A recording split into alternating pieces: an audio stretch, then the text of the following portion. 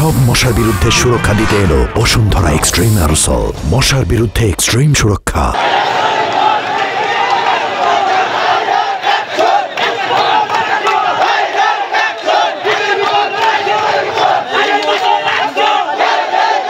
আমরা গতকাল আমাদের স্বরাষ্ট্র উপদেষ্টা যে ভাষণ দিয়েছে তাদের সেই ভাষণে আমরা আশ্বস্ত হতে পারি নাই।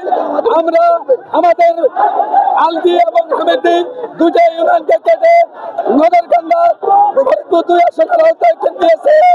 আমরা যতদিন পর্যন্ত এই আসন আমাদের এই স্বরাষ্ট্র উপদেষ্টা আমাদের এই আশ্বস্ততা করবে ততদিন পর্যন্ত আমাদের এই আন্দোলন চলবে।